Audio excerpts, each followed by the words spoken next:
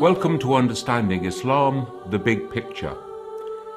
Our topic this week is, who was Muhammad? Can I just remind you first of all about sending in your questions for the forthcoming question and answer session to the email address that's on the screen, and also you can download an article to go with this program from my website. So, who was Muhammad? Muhammad was born in the year of the elephant. This is the way in which years were known before the time of counting in sequential dates. We're pretty certain that this was the year 570. He was born in Mecca. We know that his father was called Abdullah and his mother was Amina. Now, Abdullah died before he was born, and Amina died when he was still a small child. The fact that his father was called Abdullah reminds us that the name means the servant of God, and therefore there was an understanding amongst the people of that time of the existence of Allah. Muhammad was brought up by his grandfather, Abu Talib. And then when he died, the most important person in his life was his uncle, Abu Talib. Abu Talib was to become the head of his clan, and it was Abu Talib who taught Muhammad the ways of being a merchant, being a member of that family in Mecca at that time. Now, Mecca was situated about halfway down the Arabian Peninsula, over to the west on the side of the Red Sea. It was a place through which the great trading routes passed between Yemen in the south and Damascus and Alexandria in the north. So it was a marketing, a trading center. And it was in this town that Muhammad grew up, and this was the profession that he learned. We're told that when he was a young man of about perhaps 12 or 13 years of age, on one of these trading journeys with Abu Talib, they were heading toward Damascus. And as they were crossing the Syrian Desert, there was in that place a Christian monk, a hermit, who was living in a fairly secluded place away from the settlement of people. And he had been inspired by God to go and search for somebody special on the camel train as Muhammad was approaching. He stopped the camel train, he went through all the people, and in the end he found the young boy Muhammad. And he had a long conversation with him about all sorts of topics of wisdom and spirituality. And then he said to his uncle Abu Talib, "Take great care of this boy, because I see the sign of prophethood upon him." So this was the first time that somebody was recognizing these prophetic qualities in the young Muhammad. In the middle of Mecca, there stood a building, a simple cuboid building called the Kaaba. When Muhammad was a young man, the Arabs at that time were worshipping idols, and the Kaaba had become a great center for idol worship and also for people coming on pilgrimage. So the Bedouin of the interior of the desert would come to the Kaaba in Mecca, and they would be encouraged to leave one of their gods there, and then periodically to come and pay their respects, to worship this god, and that meant that they would come in to stock up and buy provisions in Mecca at the same time.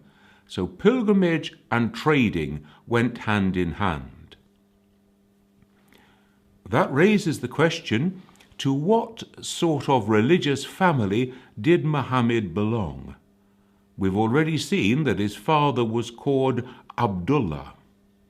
That is, the servant of the one and only God. And so Muhammad belongs to that fairly small community amongst the Arabs of this time who were monotheists. They knew that all these various idols were worthless, they were not worthy of worship. There was only the one God, whom they called Allah, who was worthy of worship. But they were in search of knowledge. They were seekers after the truth. People of upright life and character who were in search of knowing more about God. It was in this tradition that Muhammad grew up, and it was in this trading enterprise that he earned his living and established his reputation.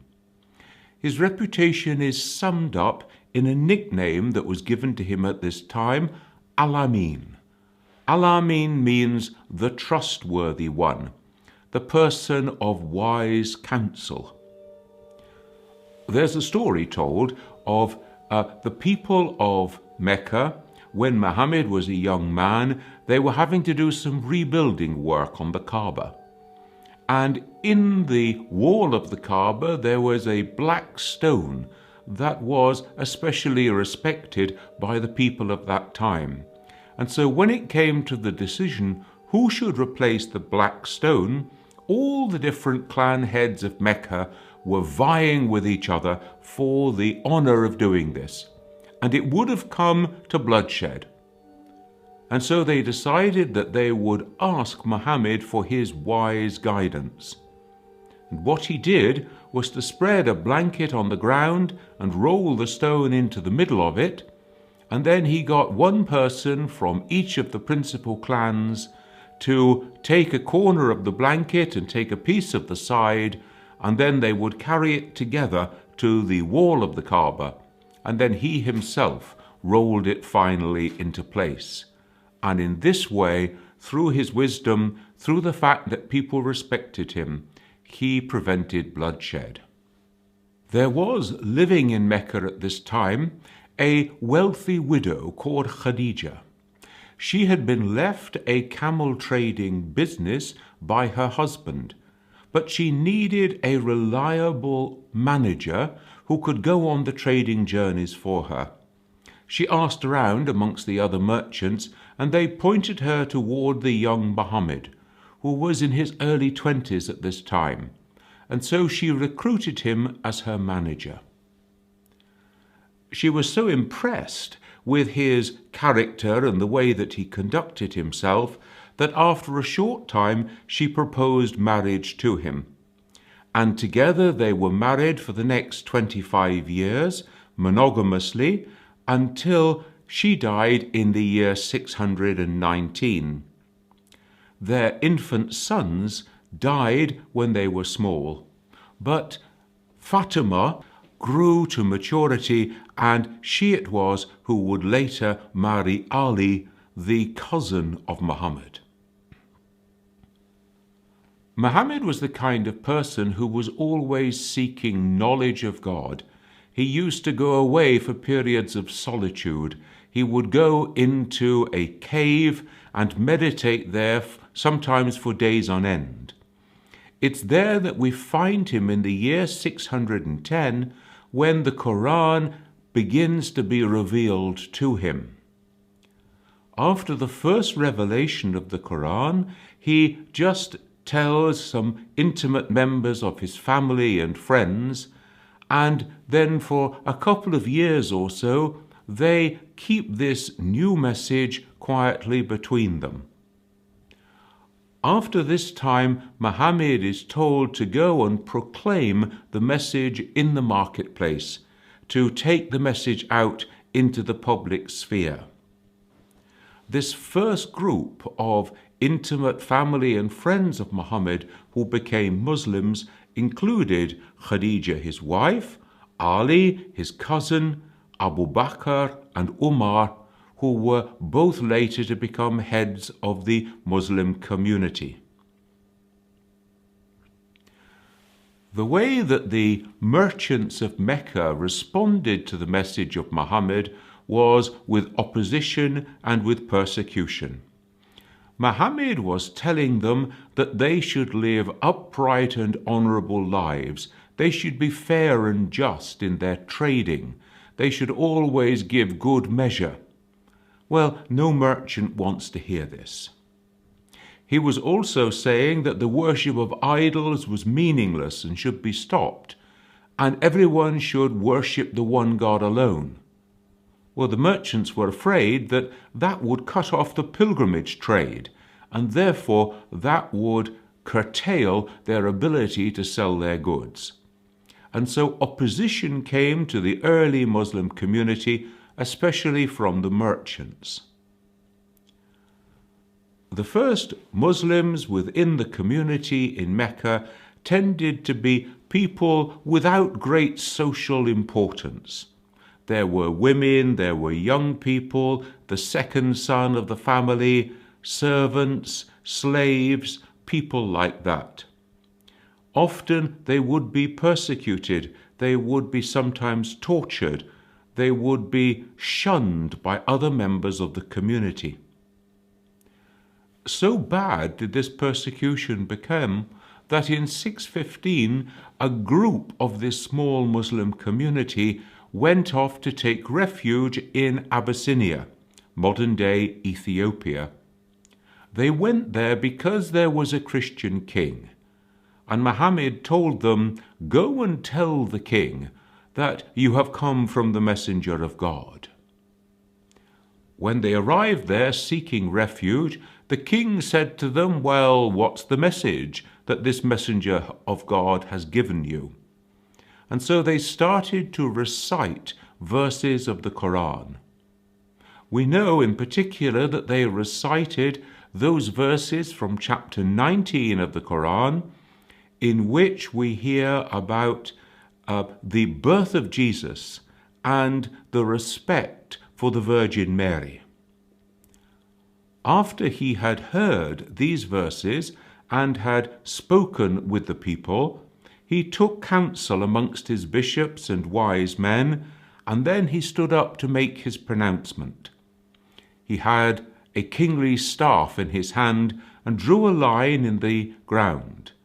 "The difference between us Christians and you Muslims," he said, "is the thickness of that line. You shall have safety in my country for as long as you need it." Another incident that took place during these early years in Mecca was a visit from an angel to Muhammad in his bed at night. The angel bade him come out and mount upon a mysterious creature who awaited outside called Al-Buraq. Together they went from Mecca to Jerusalem, and he dismounted in Jerusalem on the rock that is today covered by the Dome of the Rock, and there he met all the earlier prophets, and he led them as a congregation in prayer. Thus they recognized his prophethood. He then ascended into heaven, where he had an audience with God. This is called the Mi'raj. During this audience, he was taught practical things by God, that Muslims were to pray 5 times a day, for example, and also he was given knowledge that only God could impart. We say the knowledge of the unseen, hidden knowledge. Muhammad then returned to the earth, to the rock, and then returned to Mecca. This journey took place in a single instant of time. In other words, it was an out-of-time experience. And the tradition speaks of a pitcher of water which was tipped over as Muhammad left his bed, and the drop of water was just hitting the ground as he re-entered it. And the scholars of Islam are divided. Some say that this was a physical journey, and some that it was a spiritual journey. And this question is normally put in the form, did his body leave the bed? And as I say, there is a variety of opinion on the question. The year 619 is often spoken of as the year of sorrows.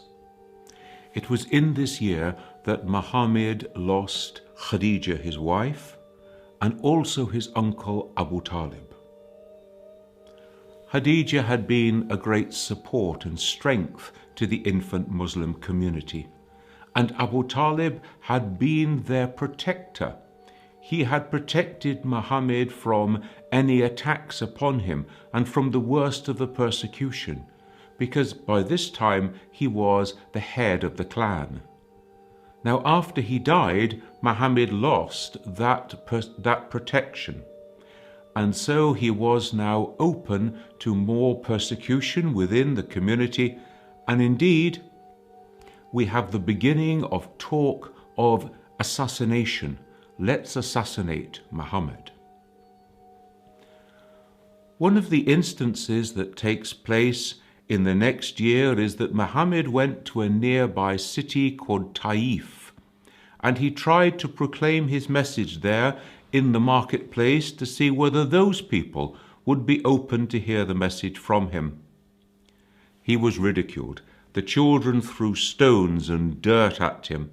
He was cut and had to flee from that city. We read that he was in a vineyard outside Taif, and the angel Gabriel came to him and said, "I have been commanded by God, if you give the word, I am to destroy that city." And Muhammad replied, "Don't do that, because if you do, they will never have the chance to repent." And then he prayed, and he said, "O God, I complain of nothing this day except my own inability adequately to convey the message. But as long as things are all right between you and me, what other people think of me doesn't matter."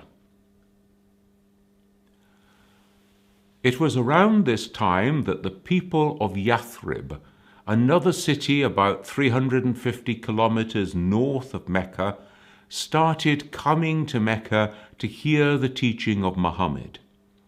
Yathrib was a city of many different communities. They were often in dispute. They felt that they needed a single strong leader who could bind them together. And so they came to listen to Muhammad and to report back, with a view to possibly offering him the chance to come to Yathrib as their agreed leader. Eventually, that's what happened. And in the year 622, Muhammad started to send the Muslims from Mecca in small groups up to migrate to Medina. The city of Yathrib was to have a new name, Madinatul Nabi, or we say today just Medina. Muhammad himself also made this migration. It's called the Hijrah, and it becomes a seminal moment in the history of Islam. It is from this year that the Islamic calendar is dated. So Anno Higira, in the year of the Hijrah, and you will sometimes see this written AH. There was an assassination attempt upon the life of Muhammad in the last few days in which he was in Mecca. Muhammad heard what was going to happen, and Ali, his cousin, slept in his place so that the assassins wouldn't be able to find him. Muhammad left to make his own hijrah to Medina along with his companion Abu Bakr. God mysteriously protected them during this journey. We hear, for example, that they spent a night or possibly a few nights in a cave, and that this cave was protected by a spider spinning a web across the mouth of it, by a nesting bird appearing in front of it, so that the pursuers could not believe that anybody could possibly be inside. When the Muslims from Mecca arrived in Medina, Muhammad paired them up with the people of Medina. You see, Mecca was a trading city. They knew about trade and doing business. Medina was an agricultural city. They knew about growing things and livestock. And so one Muslim family from Medina was paired with one Muslim family from Mecca, and so they were to share their knowledge, to share their goods, and thus to establish a new life together, and also to build a strong community based on sharing knowledge and goods for the welfare and betterment of all. When they were in Mecca, the infant Muslim community used to pray behind the Kaaba, but facing in the direction of Jerusalem. Jerusalem was the home of the Hebrew line of prophets. Now, when they moved to Medina, Jerusalem was in one direction and Mecca was in another. And so for the first 16 months of their time there, Muhammad orientated his community at prayer toward Jerusalem. This shows us why Jerusalem is so important to Muslims. It is sometimes spoken of as the third of the holy cities of Islam. The Quran actually uses a little Arabic device to emphasize this. It says it is the third of the two most holy cities of Islam: Mecca, Medina, and Jerusalem. Now, after 16 months, the congregation was at prayer, and a revelation came to the prophet, telling him to reorientate his community so that they should pray their congregational prayers in the direction of the Kaaba in Mecca. In Arabic, the direction is Qibla. So from this time onwards, the Qibla for all Muslims all over the world for their formal prayers has been toward the Kaaba in Mecca. Medina was a very mixed society. Not only were there Arabs there, but there were also Jews. Some of the Arabs were Muslims, some of them continued to follow their traditional ways.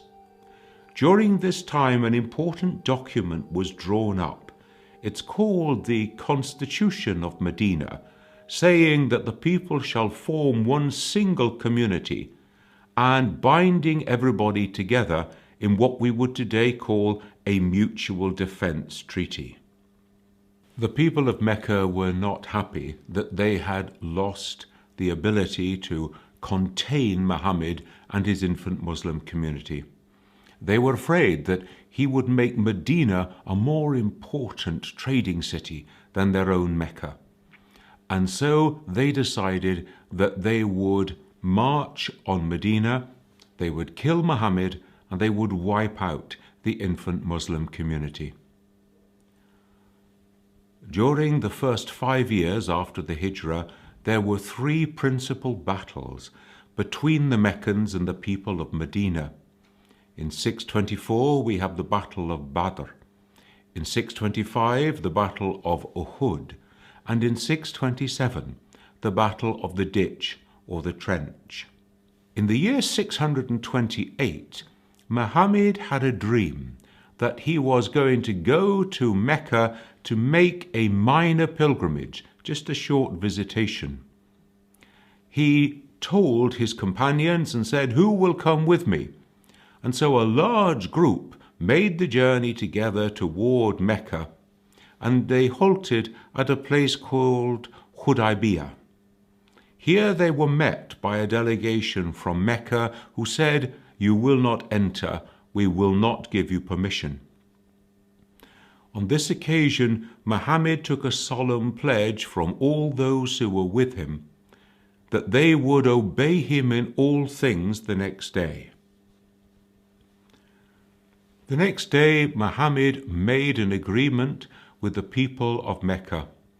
in which he appeared to give way to all their demands. He would not enter Mecca on this occasion. He would not make his pilgrimage, but he would come again next year. They would make their sacrifices in the desert instead. And if any people came to flee from Mecca to join the Muslims in Medina, if they were young people without their parents' permission, he would send them back. Lots of the young Muslim community said that he's given too much ground here. He has given in to the demands of the people of Mecca. But what it meant was there was open trade and exchange of peoples between Mecca and Medina in the next couple of years, and so there was an increased number of people who converted to Islam because now they had contact with Muslims. In the year 629 there was a minor pilgrimage and it went off smoothly. But in 630 there was an incident in which someone was killed. And so Muhammad decided that this was the moment to call upon the people of Mecca to surrender to Muslim rule. They surrendered almost without bloodshed. They were expecting, of course, that there would be reprisals, but instead Muhammad said that they could take sanctuary by going to the house of one of their leaders who was one of the great enemies of Muhammad, and if they went there for sanctuary, they would be forgiven.